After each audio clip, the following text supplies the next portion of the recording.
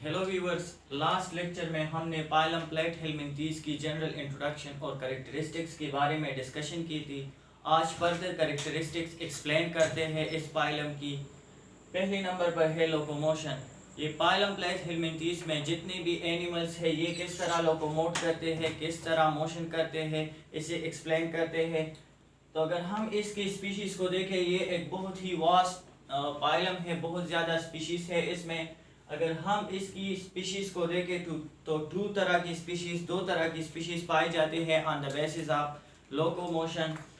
एक वो स्पीशीज़ है जो मोटाइल है, दूसरा नॉन मोटाइल स्पीशीज़ है। मोटाइल स्पीशीज़ वो है जो एक जगह से दूसरी जगह मूवमेंट करते हैं, अपनी जगह चेंज करते हैं, उसे हम मोटाइल स्पीशीज़ कहते हैं। और नॉन मोटाइल वो है जो खुद मोशन नहीं करते, एक जगह से दूसरी जगह मूव नहीं करते, उसे हम नॉन मोटाइल स्पीशीज़ कहते हैं। अगर हम देखें तो मोटाइल स्पीशीज़ में ऐसी क्या खास बात है जो इन स्पीशीज़ में मोटिलिटी पैदा करती है, द एबिलिटी टू मूव पैदा करती है इन स्पीशीज़ में। तो इसमें सर्कुलर मसल्स और लॉन्गिट्यूडनल मसल्स इन्वॉल्व है। Circular and longitudinal muscles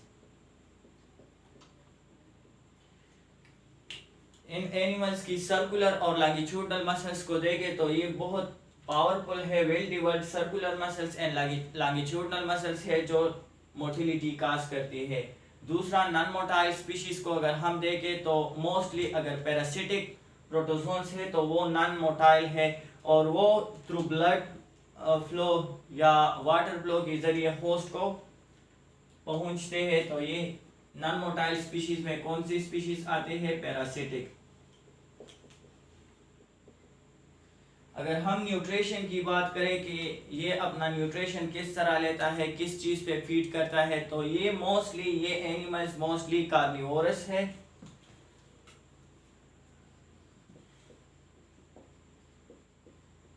small insects, crustaceans, other small animals पे फीड करते हैं और पैरासिटिक है।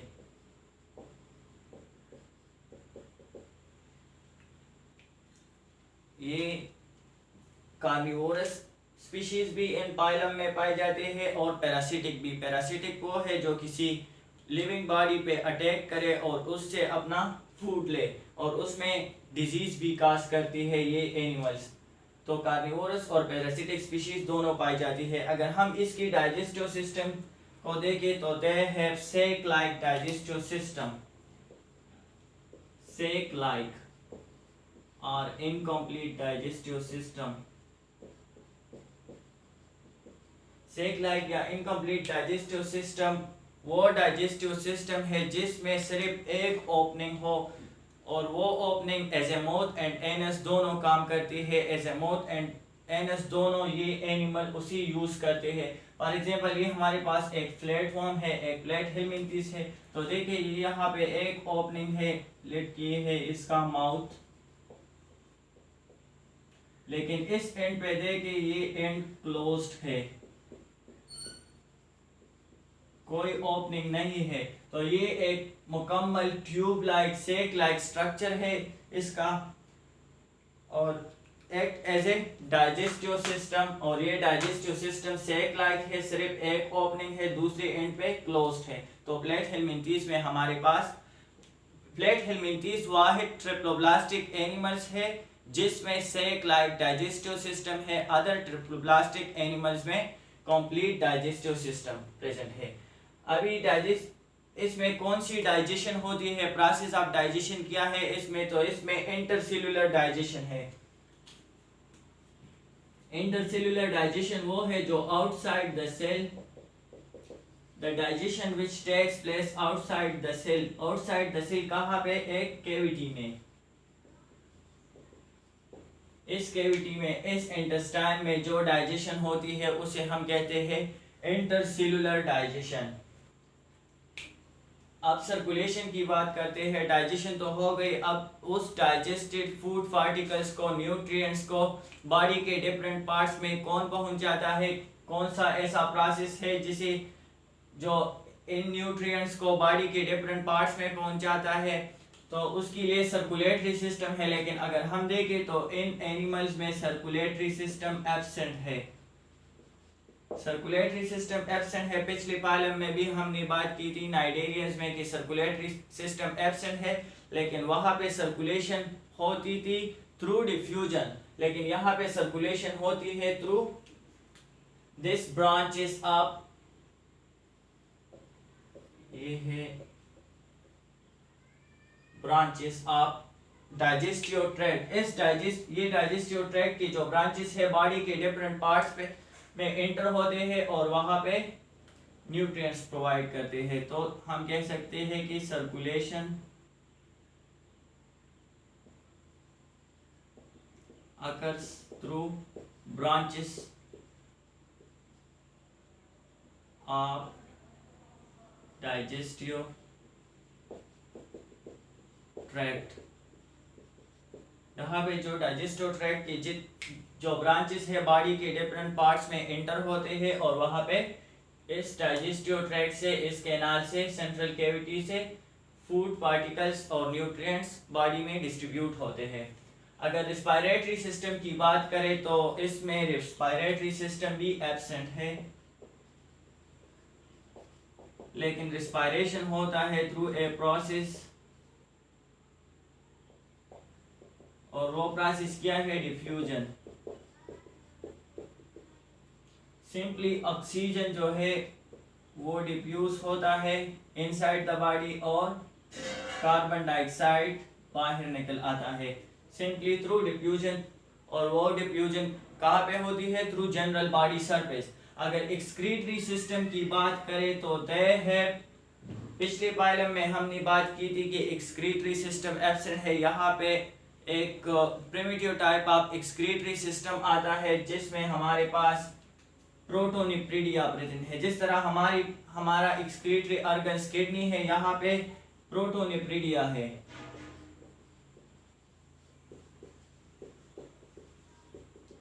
निप्रिडिया हमारे पास एक्सक्रीटरी ऑर्गन है,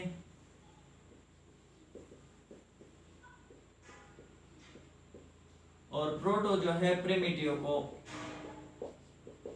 रिप्रेजेंट करती है। तो प्रोटोनिप्रिडिया ये हमारे पास फर्स्ट एवॉल्व्ड एनिमल्स है जिसमें एक्सक्रीटरी ऑर्गन आया है, और प्रोटोनिप्रिडिया ये मोस्ट प्रिमिटिव इवोल्यूशनरी हिस्ट्री में अगर देखें तो सबसे पहले ये किडनी इवॉल्व हुई थी। निप्रिडिया असल में एक्सक्रीटरी ऑर्गन है, इनवर्टिब्रेट्स की किडनी है, लेकिन ये किडनी हमारी तरह किसी एक जगह पे कंसंट्रेटेड नहीं है। यहाँ पे इस डायग्राम को देखें, ये एक प्लेटफॉर्म है, इसमें आपको ये ग्रीन कलर वाला ये पूरा नेटवर्क दिखाई देता है। ये है असल में प्रोटोनिप्रिडिया। प्रोटोनिप्रिडिया हमारे पास ट्यूब्स का कॉम्बिनेशन है, उसमें डिफरेंट टाइप्स ऑफ सेल्स है, प्रोटोनेफ्रिक सेल्स या फ्लेम सेल्स है। उसमें ये फ्लेम सेल का स्ट्रक्चर है, और ये फ्लेम सेल्स असल में एक्सक्रीशन में हेल्प करती है। और यहाँ पे एक्सक्रीशन किस चीज की होती है? अमोनिया। एक्सक्रीटरी वेस्ट जो है, नाइट्रोजनस वेस्ट जो है, यहाँ पे एमोनिया है। तो वो एमोनिया यहाँ से पास, ये सिलिया है, इसमें ये ट्यूब है, इस ट्यूब से पास होके निप्रिडोपोर में आता है। ये निप्रिडोपोर इस फ्लेम सेल्स का ओपनिंग है। ये निप्रिडोपोर इस साइड पे प्रेजेंट होता है, बॉडी की आउटर साइड पे, और फिर simply ammonia outside the body diffuse होती है।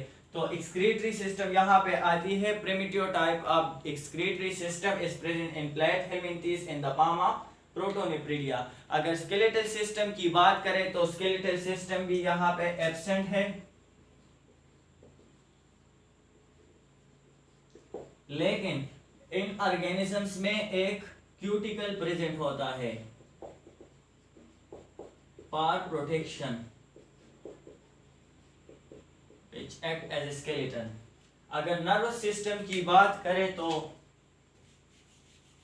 पाइलम सिलेंट्रेटा में हमने बात की थी कि diffuse type of nervous system है, लेकिन ये फर्स्ट हमारे पास पहले ऐसे एनिमल्स है जिसमें सेंट्रल नर्वस सिस्टम आता है। सीएनएस इज प्रेजेंट, लेकिन वो सीएनएस कैसे प्रेजेंट है? इस डायग्राम को देखें, ये टू सिपेलिक गैंग्लियन है, कॉम्बिनेशन ऑफ न्यूरॉन्स है जो हेड रीजन पे, इस रीजन पे कंसंट्रेटेड है, इस जगह पे एग्रीगेट हुए है। फिर उससे ये लॉन्गिट्यूडनल नर्व स्कार्ड अराइज हुई है इस सेपेलिक गैंग्लियन से, और ये लॉन्गिट्यूडनल गैंग्लियन जो है ये ventral side of the body पे प्रेजेंट है। फॉर एग्जांपल ये डोर्सल साइड है तो ये वेंट्रल साइड है, इस वेंट्रल साइड पे प्रेजेंट होंगे। हमारा जो सेंट्रल नर्वस सिस्टम है वो डॉर्सली लोकेटेड है, यहाँ पे ब्रेन है हेड रीजन में और डॉर्सली स्पाइनल कॉर्ड प्रेजेंट है। लेकिन यहाँ पे हम देखें तो ये इसका ब्रेन है जो टू सेपेलिक गैंग्लियन पे मुश्तमिल है, और ये उसका act as a spinal cord जो वेंट्रल नर्व कॉर्ड है, ventral side of the body पे नर्व कॉर्ड अराइज हुए है। फिर वो नर्व, उस नर्व कॉर्ड से nerve plexus further nerve nets arise हुए है जो throughout the body extend हुई है। तो यहाँ से नर्व इम्पल्स पास होगी, यहाँ पे सेरेब्रल सेपेलिक गैंग्लियन में आते हैं जो रिस्पांस को इनिशिएट करता है, जो डिसीजन लेता है वो ये जगह है। तो हम कह सकते हैं कि they have the first animals in which the central nervous system is evolve, और वो प्रेजेंट है in the palm of cephalic ganglion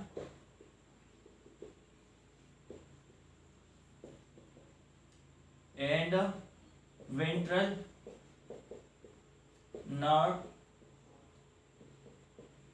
cord.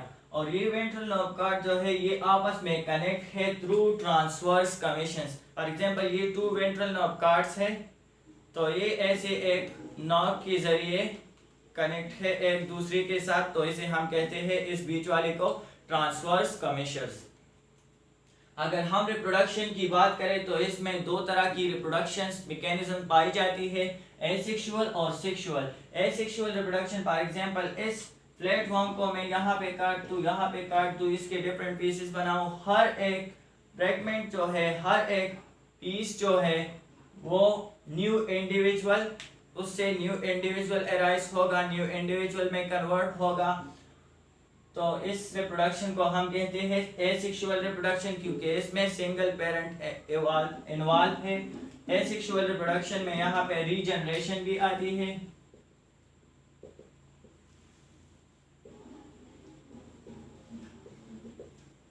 अगर सेक्सुअल रिप्रोडक्शन की बात करें तो इसमें सेक्सुअल रिप्रोडक्शन भी प्रेजेंट है। यहाँ पे देखिए इस डायग्राम में मैंने यहाँ पे गोनेड्स को मेंशन किया है, ये गोनेड्स है। इस डायग्राम में देखें प्लेटफॉर्म्स के गोनेड्स है। मोस्टली अगर हम देखें तो प्लेटफॉर्म्स या प्लेट हेलमिंथीज जो है वो हर्माफ्रोडाइट है। हर्माफ्रोडाइट उसे कहते हैं जो मेल और फीमेल गैमीट्स गोनेड्स दोनों एक बॉडी पे प्रेजेंट हो, उसे हम कहते हैं हर्माफ्रोडाइट्स। लेकिन बास हमारे पास यूनिसेक्सुअल भी है, एक मेल बॉडी पे मेल सेक्स ऑर्गन्स और फीमेल बॉडी पे फीमेल सेक्स ऑर्गन्स प्रेजेंट है। तो सेक्सुअल रिप्रोडक्शन में ऐसा होता है कि मेल से स्पर्म और फीमेल से ओवा कंबाइन होकर जाइगोट बनाता है। जाइगोट के बाद जाइगोट जब बन जाता है तो उसके बाद टू लेड एम्ब्रियो ब्लास्टूला बनता है, और हमने बात की थी कि ये ट्रिप्लोब्लास्टिक है। तो उसके बाद गेस्ट्रूला की फॉर्मेशन होती है, थ्री लेयर्ड एम्ब्रियो, और उसके बाद लार्वा की फॉर्मेशन होती है, ऑर्गेनोजेनेसिस होती है। एक बात याद रख ले कि इसमें फर्टिलाइजेशन जो है इंटरनल है,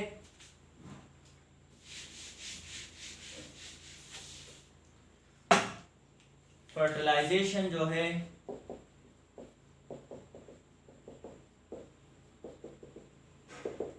फर्टिलाइजेशन इज इंटरनल। अगर हम डेवलपमेंट की बात करें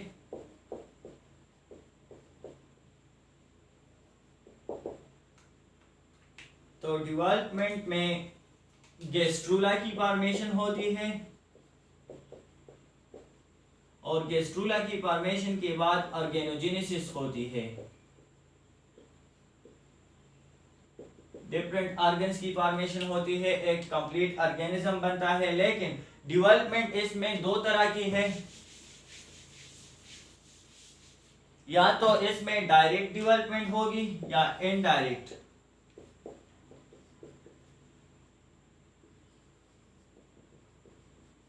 indirect development and direct development, दो तरह की डेवलपमेंट मैकेनिज्म्स प्लेट हेलमिंथीज में पाई जाती है, indirect development and direct development. Indirect development वो डेवलपमेंट है जिसमें लार्वा की फॉर्मेशन होती है, लार्वा की फॉर्मेशन होती है और इसमें कोई लार्वा नहीं बनती। डायरेक्ट डेवलपमेंट में एक कंप्लीट एडल्ट ऑर्गेनिज्म बनता है और इनडायरेक्ट डेवलपमेंट में लार्वा की फॉर्मेशन होती है, उसके बाद लार्वा एक मैच्योर ऑर्गेनिज्म में कन्वर्ट होता है। So this was all about the phylum plate helminths. Phylum plate helminths की आज हमने नेसेसरी सिस्टम्स और नेसेसरी प्रोसेस को एक्सप्लेन किया। इंशाल्लाह नेक्स्ट वीडियो में हम नेक्स्ट पाइलम एस हेलमिंथीज के बारे में डिस्कशन करेंगे। थैंक यू, अल्लाह हाफिज़ and please do subscribe my YouTube channel. अल्लाह हाफिज़।